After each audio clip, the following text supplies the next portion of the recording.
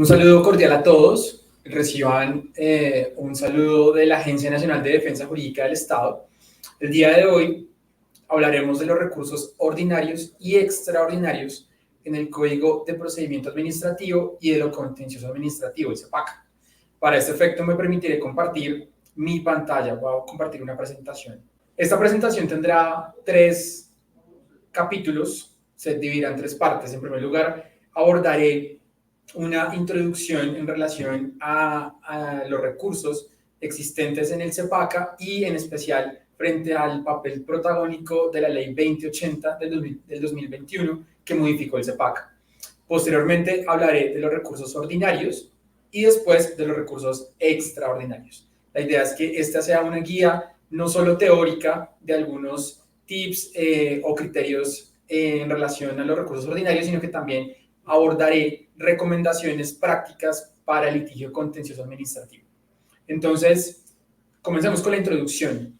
La Ley 2080 del 2021 introdujo cambios relevantes con relación al trámite y con relación a la procedibilidad de los recursos ordinarios y extraordinarios en el litigio ante la jurisdicción contencioso administrativa. En ese sentido, en el CEPACA hay 2 grupos de recursos: los ordinarios y los extraordinarios. Los recursos ordinarios son el de reposición, el de apelación, el de súplica y el de queja, mientras que los extraordinarios son los de revisión, los de unificación de jurisprudencia y el de anulación de laudos arbitrales. Para algunos, el mecanismo eventual de revisión también es considerado como un recurso extraordinario, aunque digamos que esto puede ser un poco polémico. La reforma del 2021, la Ley 2080, modificó 6 de estos recursos que les acabo de mencionar. El que no modificó fue el de anulación, ya que ese recurso está regulado en la Ley 1563 del 2012. En ese sentido, a continuación les contaré las principales características de cada uno de ellos, de los ordinarios y de los extraordinarios.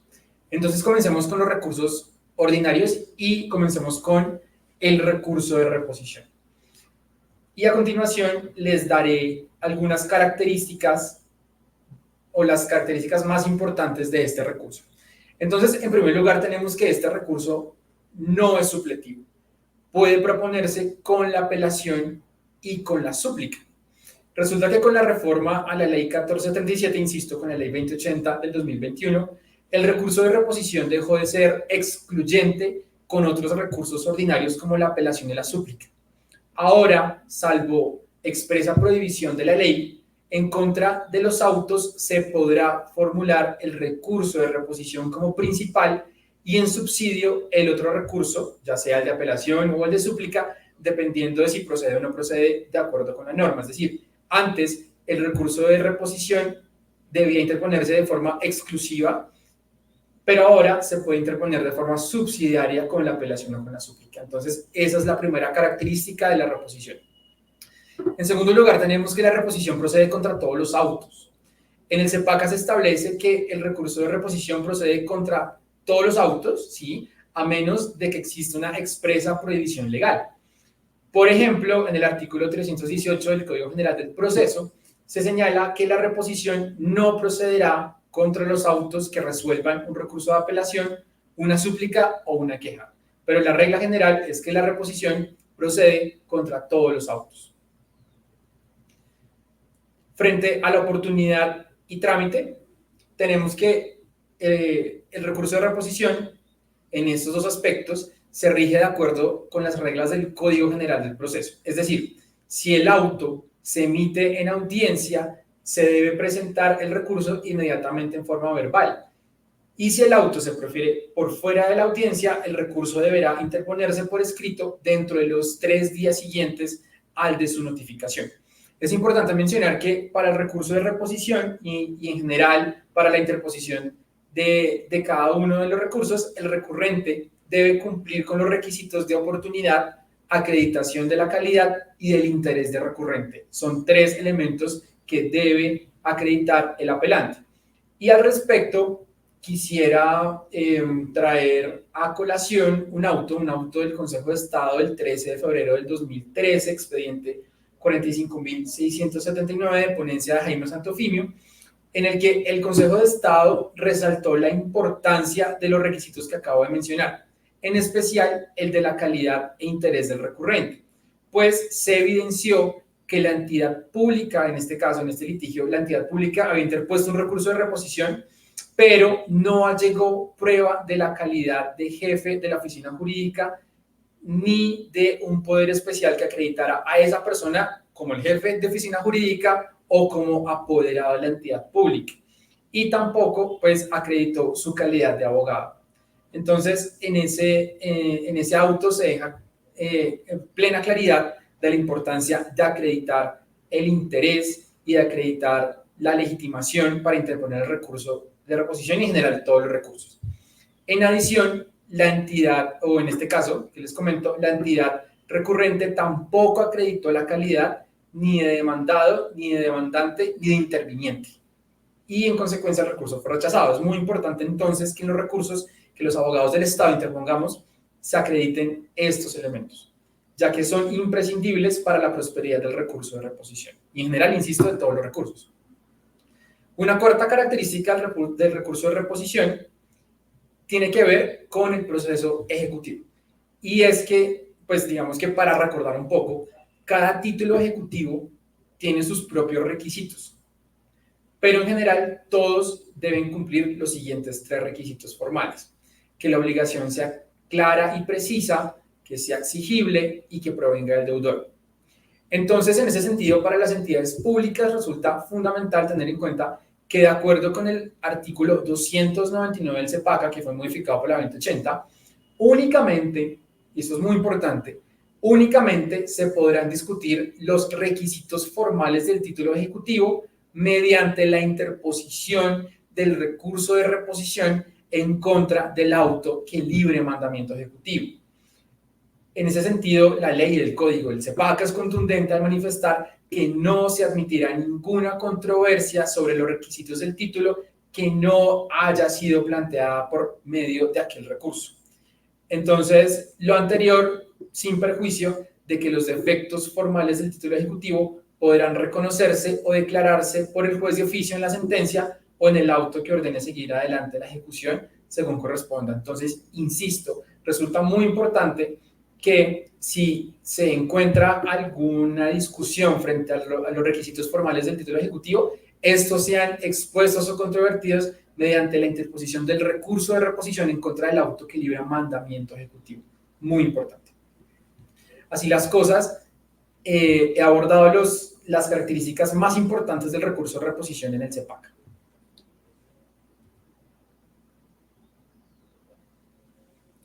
Y ahora hablemos de la apelación.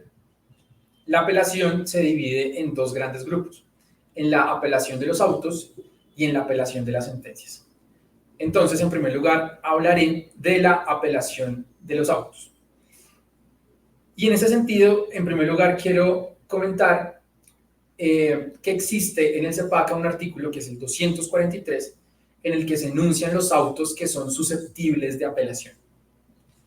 Y me permitiré leerlos rápidamente. Entonces, según el artículo 243, son autos pasibles de la apelación el que rechace la demanda o su reforma y el que niegue total o parcialmente el mandamiento ejecutivo. Además, será apelable el auto que por cualquier causa le ponga fin al proceso.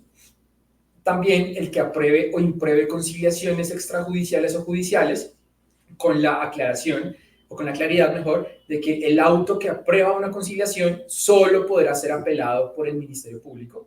Además, será apelable el que resuelva el incidente de liquidación de la condena en abstracto o de los perjuicios. Será apelable el que decrete, deniegue o modifique una medida cautelar, el que niegue la intervención de terceros, el que niegue el decreto de la práctica de pruebas y digamos, hay un numeral que nos enuncia que también serán apelables los demás autos expresamente previstos como apelables en el CEPACA o en otra norma, en una norma especial. Entonces, como puede observarse, en esta lista se distinguen 7 autos que son apelables, que están plenamente identificados, y un numeral octavo que abre la posibilidad de que se amplíe esa lista si el recurso está dispuesto como apelable en otra norma o en el mismo CEPACA. Es importante destacar que en la nueva redacción del CEPAC, en la ley 2080, no se distingue si el auto que se pretende atacar proviene del juzgado administrativo o del tribunal administrativo. Este aspecto ya no tiene relevancia en la ley 2080, en oposición a como sí estaba diseñado en la ley 1437, donde sí importaba si el auto provenía de un juez o de un tribunal. En la 2080 esto ya no tiene relevancia. Hablemos del término para interponer el recurso de apelación contra los autos. Resulta que en el caso de los autos que se notifican por estado, el recurso de apelación deberá interponerse dentro de los 3 días siguientes a su notificación.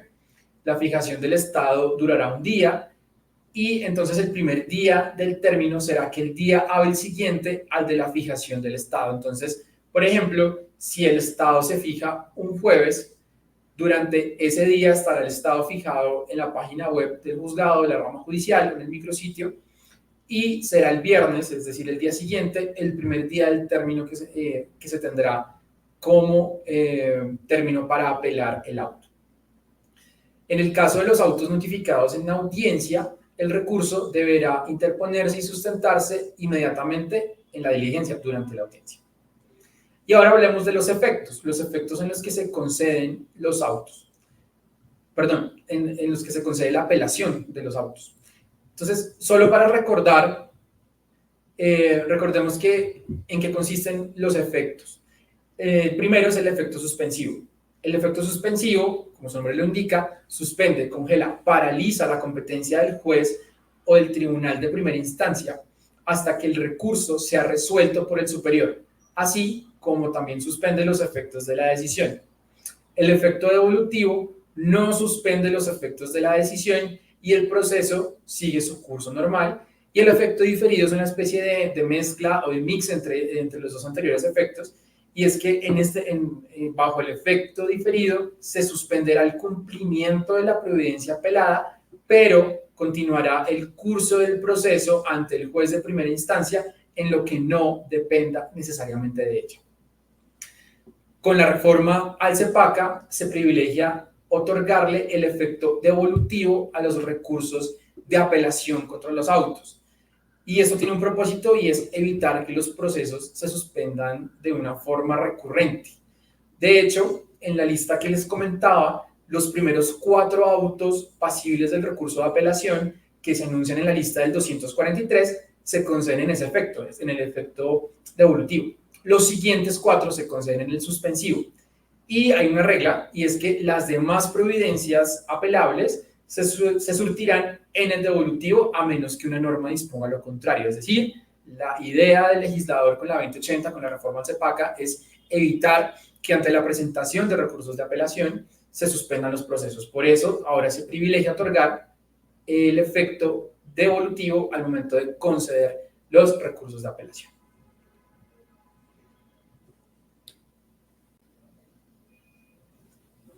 Eso en relación a la apelación de los autos.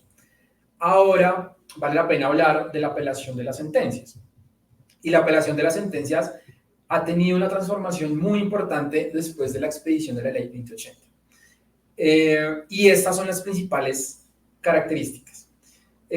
Lo primero que hay que decir es cuándo inicia el término para apelar. Y esta es una discusión que surgió bajo la nueva redacción de la 2080 y que incluso motivó a la expedición de una sentencia de unificación del Consejo de Estado.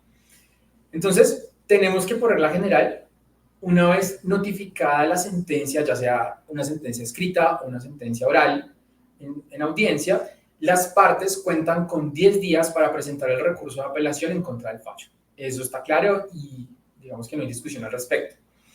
Sin embargo, en noviembre del año 2022, ante la antinomia entre el artículo 203 y 205 del CEPACA frente a el momento en que se entienden notificadas las sentencias mediante medios electrónicos, la Sala Plena de lo Contencioso Administrativo del Consejo de Estado emitió un auto mediante el cual unificó jurisprudencia frente al momento en el que se entienden notificadas las sentencias escritas.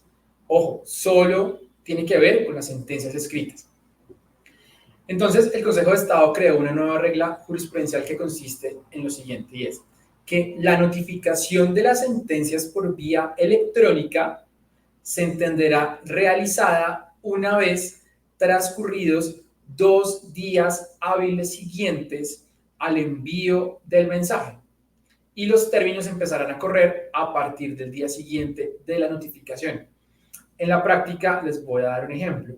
Si el despacho judicial envía la notificación mediante correo electrónico un lunes, entonces deberá pasar martes, deberá pasar miércoles, y al final de ese día del miércoles se entenderá surtida la notificación, lo que quiere decir que será el jueves el primer día en el que comience a correr el término para apelar las sentencias. Esto es muy importante y quedó en una auto de unificación del Consejo de Estado en noviembre del 2022. Un asunto también muy importante es que ahora existe un lapso en el procedimiento para pronunciarse frente al recurso de apelación que mi contraparte o cualquier parte dentro del proceso interpone contra la sentencia en primera instancia. Ahora las partes podrán pronunciarse frente a esos recursos en el periodo comprendido entre la notificación del auto que concede la apelación, por supuesto en la primera instancia, y hasta la ejecutoria del auto que la admite en segunda instancia. En ese lapso, las partes podrán pronunciarse frente al recurso de apelación de las demás partes. Otro asunto importante es que el trámite de la apelación en segunda instancia ha cambiado. Ahora no van a haber audiencias y no van a haber alegatos, aunque eso tiene una excepción. Por eso también es muy disruptivo, es muy novedoso. Resulta que el trámite de la apelación de las sentencias también fue modificado con la ley 2080, con la intención de agilizar el procedimiento, porque estábamos viendo en la práctica procesos en segunda instancia que se demoraban mucho. Y para esto, ahora los alegatos de conclusión en segunda instancia solo tendrán lugar en el caso en el que se haya decretado la práctica de pruebas en esa instancia. De lo contrario, se prescindirá de esa etapa. Entonces, hay que tener cuidado con esto. Si se decretan pruebas en la segunda instancia, sí habrá lugar a alegatos de conclusión. De lo contrario, es decir, si no se decretan pruebas, no habrá lugar a alegar de conclusión. En el caso en que haya lugar a dar traslado para alegar de conclusión en segunda instancia, el juez de la apelación dará traslado por escrito. Ojo, por escrito. Es decir, la norma eliminó la audiencia de alegatos de segunda instancia. Es decir, retornamos un poquito a la escrituralidad. Un asunto importante también que se extrajo o se importó desde el Código General del Proceso es lo concerniente a la apelación adhesiva. Ahora, el CEPACA la regula y señala que la parte que no apele podrá adherirse al recurso interpuesto por otra de las partes en lo que la sentencia apelada le fuere desfavorable. El apelante adhesivo, entonces, podrá presentar el escrito ante el juez que la profirió mientras el expediente se encuentre en su despacho, o también la podrá presentar ante el superior hasta el vencimiento del término de la ejecutoria del auto que admite la apelación. Importante esto en relación a la apelación adhesiva. Por supuesto, el apelante que se adhiere a la apelación de otra parte correrá la suerte de ese recurso. Otra característica importante es que se cambia la idea de la audiencia de conciliación, que era un requisito para conceder el recurso de apelación contra la sentencia. Entonces, tenemos que cuando el fallo de primera instancia sea condenatorio, ya sea una condena total o una condena parcial, eso no importa, y contra ese fallo se interponga el recurso de apelación, el juez o el magistrado oponente citará audiencia de conciliación que deberá celebrarse antes de resolverse sobre la concesión del recurso, siempre y cuando las partes de común acuerdo soliciten la realización de esa audiencia y siempre y cuando propongan fórmula conciliatoria. Es decir, ahora la celebración de esta audiencia de conciliación será potestativa de las partes, ya no es un requisito para la concesión del recurso. Y para recordar un poco el principio de congruencia. De acuerdo con el artículo 328 del Código General del Proceso, el juez de segunda instancia deberá pronunciarse solamente sobre los argumentos expuestos por el apelante sin perjuicio de las decisiones que pueda adoptar de oficio. Sin embargo, cuando ambas partes hayan apelado toda la sentencia o la que no apeló hubiere adherido el recurso, el superior podrá resolver sin ninguna limitación. Y esto es importante para recordar, y es que el juez no podrá hacer más desfavorable la situación del apelante único, salvo que en razón de la modificación fuera indispensable tomar, o mejor, reformar puntos íntimamente relacionados con ella. Y quiero en este punto destacar una sentencia del Consejo de Estado del 6 de abril del 2018, una sentencia de unificación, en la que se dispuso que si se apela un aspecto global de la sentencia, el juez adquiere competencia para revisar todos los asuntos que hacen parte de ese aspecto más general, aunque de manera expresa no se haya referido a ellos el apelante único. Entonces es importante esa sentencia de unificación porque le otorga una mayor amplitud al juez de la segunda instancia para conocer la apelación. Sin perjuicio del anterior, los abogados de las entidades públicas, esa es una recomendación, deben tener en cuenta que los recursos de apelación en contra de las sentencias contengan únicamente los reproches contra el fallo. Y es importante entonces que esos recursos no sean una reproducción, un copy-paste de las contestaciones de la demanda o de los alegatos de conclusión o de otros memoriales que se hayan presentado en el proceso. Es decir, la invitación es que los recursos de apelación sean lo más puntual posibles, lo más concreto posibles y que ataquen o se dirijan a atacar los puntos específicos que le fueron desfavorables a las entidades públicas en la sentencia. Eso es muy importante. La idea es no reproducir argumentos que ya se han ventilado en el proceso y que no tienen que ver con la sentencia. Eso frente a la apelación. Entonces, hasta este punto hemos visto dos de los recursos ordinarios, el recurso de reposición y el recurso de apelación.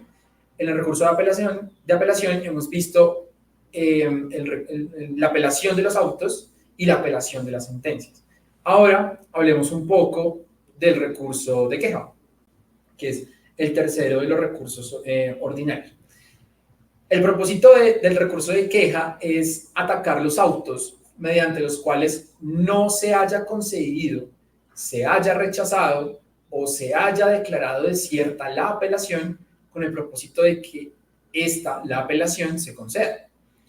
El recurso de queja también va a proceder cuando no se concedan los recursos extraordinarios de revisión, unificación de jurisprudencia o cuando la apelación se hubiese concedido en un efecto distinto al que la norma señala. El trámite es sencillo y es que se deberá interponer ante el superior y su trámite se sujetará a los términos del artículo 353 del Código General del Proceso. Y hablemos de la súplica, el cuarto de los recursos ordinarios. Este recurso tiene como objeto debatir algunos autos que profiere el magistrado oponente. Este recurso, el recurso de súplica, será resuelto por sus compañeros de sala. Entonces, es claro que este recurso es exclusivo de los cuerpos colegiados, es decir, de los tribunales administrativos y del Consejo de Estado.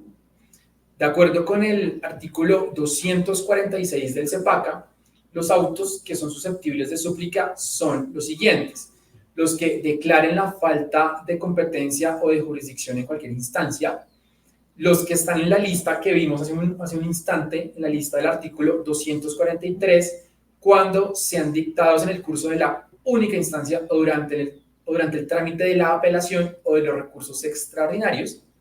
También serán pasibles del recurso de súplica los que durante el trámite de la apelación o de los recursos extraordinarios los rechace o declare desiertos. También serán pasibles los autos que rechacen de plano la extensión de la jurisprudencia. Y ya, esos son los 4 recursos que son pasibles del recurso de súplica. Entonces tenemos que el recurso de súplica no procede contra los autos mediante los cuales se resuelva la apelación o la queja. Esta es una regla que hay que tener muy clara. La súplica no procede contra los autos mediante los cuales se resuelva la apelación a la queja.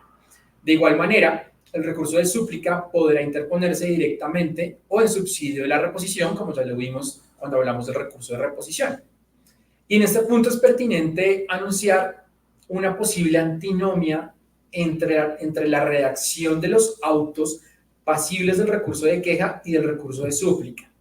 Tal como está redactada la norma, es visible que ambos recursos, el de queja y el de súplica, son pasibles, o mejor, son procedentes contra los autos que rechazaron la apelación. Esto sin duda será un punto que más adelante la jurisprudencia tendrá que revisar y tendrá que aclarar. Y para terminar nuestro capítulo de los recursos ordinarios, quiero destacar una novedad en el CEPACA y es la inserción del artículo 243A. Y resulta que el código nos da la lista de los autos que no son pasibles de recursos, los autos que no tienen la posibilidad de ser debatidos mediante recursos ordinarios ni extraordinarios, por supuesto. Entonces, es una lista de 17 autos, en los que quiero destacar los siguientes. Entonces, no serán susceptibles de recursos ordinarios las sentencias proferidas en el curso de la única o la segunda instancia, las que se relacionen con el levantamiento o revocatoria de las medidas cautelares. El siguiente es muy importante: las que decidan los recursos de reposición, salvo que contengan puntos no decididos en el auto recurrido, caso en el cual podrán interponerse los recursos procedentes respecto a los puntos nuevos. Tampoco serán pasibles de recursos ordinarios los que decidan los de apelación, queja y súplica. Y quisiera destacar, por ejemplo, que tampoco serán pasibles los autos que señalen la fecha y hora para llevar a cabo la audiencia inicial o las providencias que decreten pruebas de oficio, entre otros. Esos autos hay que tenerlo muy en cuenta para nuestra práctica de litigio. Son los autos que definitivamente no son pasibles de recursos ordinarios.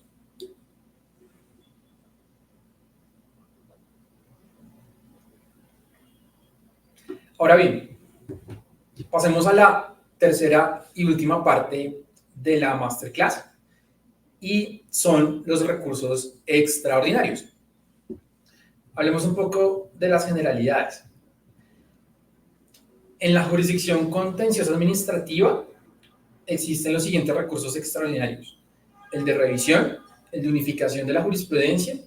Como ya lo dije, el mecanismo eventual de revisión, para algunos sí lo es, para otros no es un recurso extraordinario, y el de anulación de laudos arbitrales.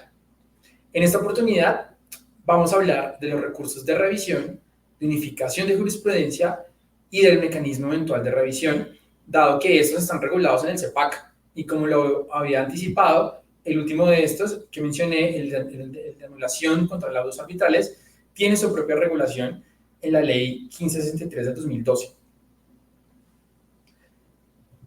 Entonces, comencemos con el recurso de revisión. El recurso de revisión funciona de una forma similar a cómo funciona en la jurisdicción ordinaria y tiene como finalidad o como propósito que se retiren del ordenamiento jurídico aquellos fallos que, aunque hayan alcanzado la calidad de cosa juzgada, hubieran sido obtenidos con ilicitud, con desconocimiento del derecho de defensa o con vulneración de la propia cosa juzgada anterior.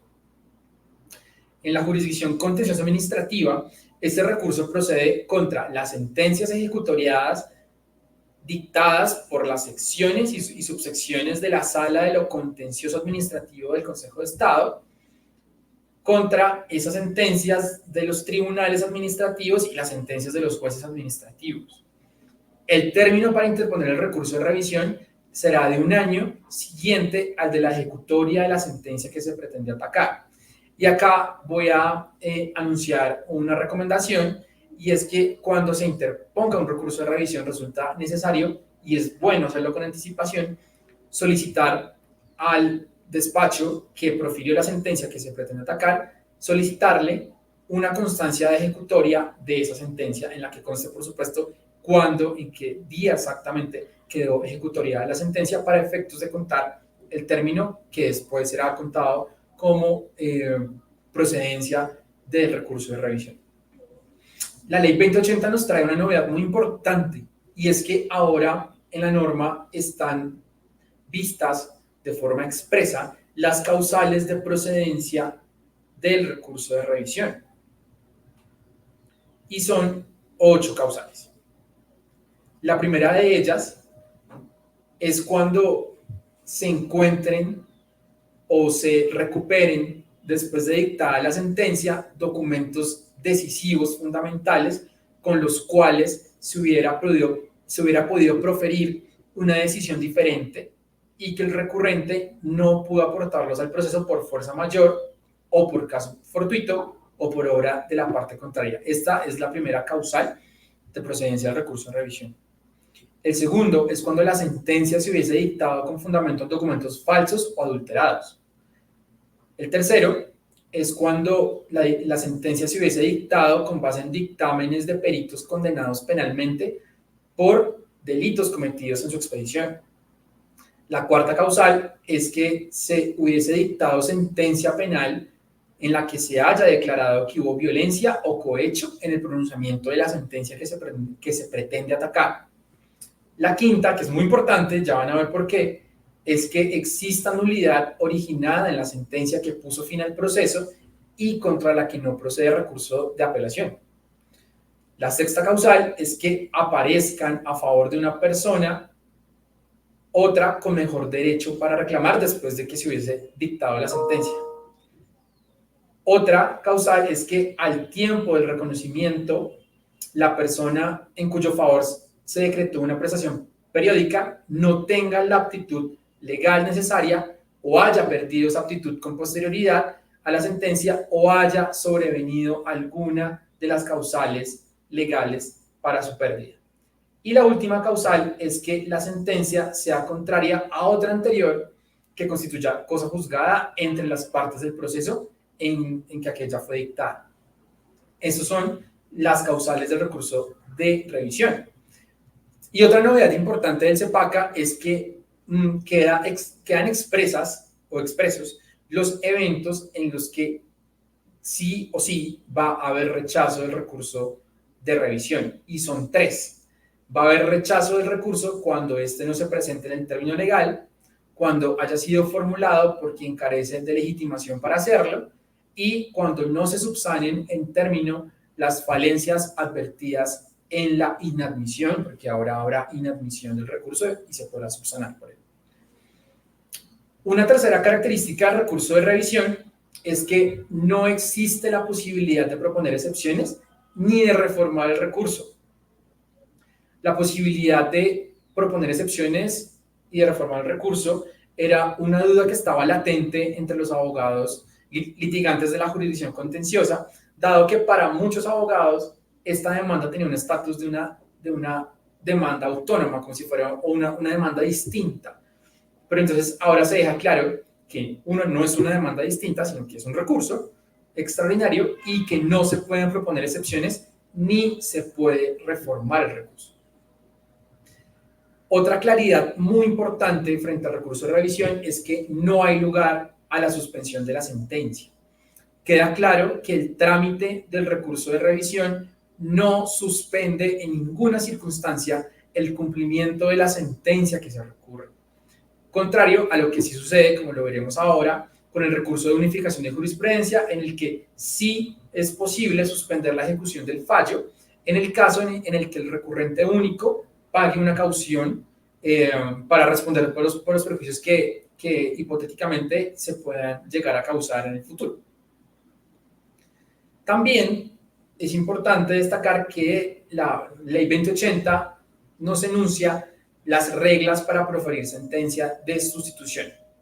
Entonces, recordemos que la idea del recurso de revisión es, digamos, dejar sin efectos una sentencia ya ejecutoriada y que esta sea reemplazada por otra. Entonces, el CEPACA señala claramente que en 7 de las 8 causales de revisión será el mismo juez que resuelve el recurso extraordinario el que dicte la nueva sentencia en el caso en que se haya declarado inválida. Solo en una de las 8 causales que es la causal quinta de nulidad originada en la sentencia, será el juez de origen el que deberá proferir la nueva sentencia con las recomendaciones o con, digamos, los parámetros que el juez de la revisión arrojó en la sentencia que resolvió el recurso de revisión. Es importante también decir que hay condena en costas y perjuicios para el recurrente vencido. En este aspecto también habían dudas. Y pues digamos que los litigantes deberán tener en cuenta que si se declara infundado el recurso, es decir, si el recurso no prospera, se condenará en costas y en perjuicios al recurrente. Esa es una medida que se hizo también para evitar el exceso de recursos de revisión infundados. Entonces, aquí hemos visto las principales características del recurso de revisión.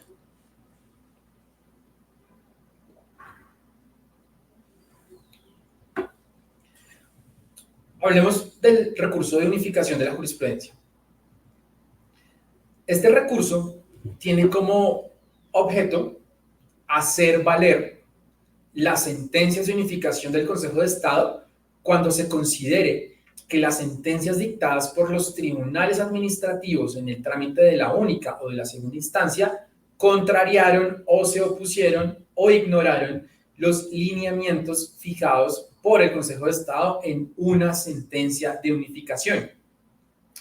En este recurso, el recurrente deberá argumentar en debida forma que su recurso se fundamenta directamente en una sentencia de unificación jurisprudencial y que es evidente que esa sentencia de unificación es aplicable al caso en concreto. Si no hace estas dos acciones, si no demuestra esta conexidad entre la sentencia de unificación y el caso en concreto, el recurso será rechazado de plano y se le va a condenar en costas al recurrente. El recurso procede, y esta es una novedad o es una claridad que se estaba pidiendo a gritos en la jurisdicción, y es que el recurso procede tanto para los procesos que se venían rigiendo por el decreto 01 de 1984 del CCA, como para aquellos que se tramitan o que iniciaron su trámite en la ley 1437 del 2011. Hablemos de la procedibilidad del recurso de unificación de jurisprudencia. Este recurso procederá siempre que la cuantía de la condena o en su defecto de las pretensiones de la demanda sea igual o exceda los montos vigentes al momento de su interposición. Es decir, para la procedencia de este recurso hay que mirar que el proceso tenga la suficiente cuantía para que iguale o supere los topes que están dispuestos en la ley. No cualquier proceso entonces será pasible de unificación de jurisprudencia, sino solo será los que superen los topes económicos. Y frente a esto hay una novedad importante, y es que se eliminan los topes para asuntos pensionales y laborales. Entonces, los topes, como ya lo mencioné, constituyen elementos de procedibilidad del recurso. Están descritos en el artículo 257 del CEPACA y varían de acuerdo con el medio de control o el tipo de acto administrativo que se ataca. La novedad es que ahora, con la redacción de la ley 2080, no habrá procedibilidad frente a la cuantía, o mejor, no habrá topes cuando se trate de procesos de nulidad y restablecimiento del derecho de carácter laboral y pensional. Es decir, esta es una excepción en la regla, y es que acá, en los procesos laborales y pensionales, no se tendrán en cuenta los topes o la cuantía del proceso. Es importante anotar que el recurso de unificación de jurisprudencia no procederá para sentencias proferidas en el marco de la acción de tutela, de la acción de cumplimiento, de la acción de grupo, ni de las acciones populares. Eso es muy importante. ¿Cuál es el término para interponer el recurso de unificación de jurisprudencia? Es muy corto. Deberá presentarse por escrito ante el tribunal administrativo que profirió la sentencia a más tardar dentro de los 10 días siguientes a su ejecutoria. Solo son 10 días. El recurso será resuelto por el Consejo de Estado, quien lo podrá rechazar cuando fuere improcedente. ¿Y cuáles son los efectos de la sentencia? Entonces, en el evento en el que el recurso prospere, el Consejo de Estado anulará la providencia recurrida y dictará la que deba reemplazarla o adoptará las decisiones que correspondan. Entonces, la regla general es que el Consejo de Estado emitirá un nuevo fallo atendiendo los criterios de unificación del Consejo de Estado. Si el recurso es desestimado, se condenará en costos al recurrente, como ya lo había anunciado. Entonces hay que tener mucho cuidado al momento de interponer ese recurso, e igual hay que estar pendientes en el caso de que el recurso sea se ha promovido por un particular que si se declara infundado, se condenen costas al recurrente.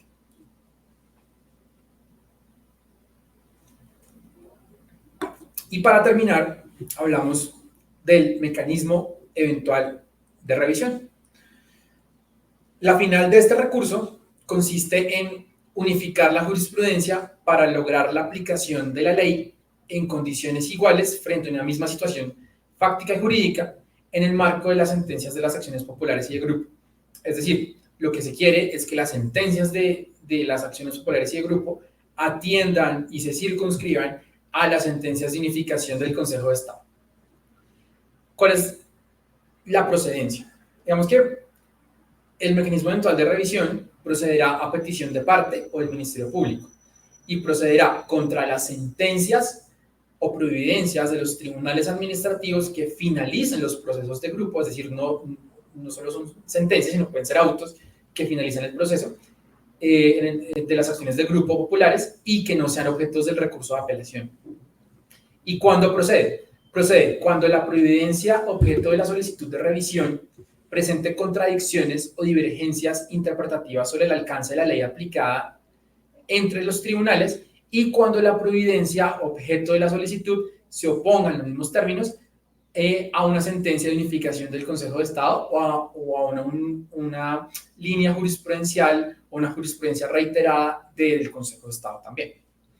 Y el término para interponer la solicitud del mecanismo eventual de revisión es de 8 días siguientes al de la ejecutoria de la sentencia o de la providencia mediante la cual se ponga fin al proceso. Es importante resaltar que la presentación de la solicitud y el trámite de la revisión eventual no suspende la ejecutoria de la sentencia. Entonces, para finalizar, quisiera dar algunos tips frente a los recursos extraordinarios. Y es que los defensores del Estado deben tener en cuenta que los recursos extraordinarios no tienen como objetivo ser una tercera instancia o tampoco tienen como objetivo que en su trámite se debatan de nuevo los argumentos de fondo del caso. Recordemos que estos recursos tienen causales muy específicas y es muy posible que si los abogados reproducen los ataques o argumentos de fondo de la demanda o de la contestación, estos recursos extraordinarios van a ser negados. Entonces, en primer lugar, la actuación de los abogados en el recurso de revisión, para hablar primero de este recurso, se debe circunscribir a poner de presente el defecto en el cual incurrió la sentencia que se pretende atacar. Y en segundo lugar, en relación frente al recurso de unificación de jurisprudencia y el mecanismo eventual de revisión, los abogados deben actuar promoviendo la aplicación de las sentencias de unificación del Consejo de Estado con el propósito de que se aplique el criterio de igualdad en el caso en concreto y en casos similares. La idea es que también aportemos con nuestras acciones a tener un ordenamiento jurídico coherente y justo frente a situaciones parecidas. Así las cosas, con estos apuntes he terminado la exposición de los recursos ordinarios y extraordinarios en el CEPACA. Espero que esta exposición haya podido ser útil para refrescar conceptos y para tener en cuenta recomendaciones en el litigio contencioso administrativo. Recuerden que existe la evaluación de esta charla que está en la plataforma. Entonces, agradezco mucho su atención y que tengan un excelente día.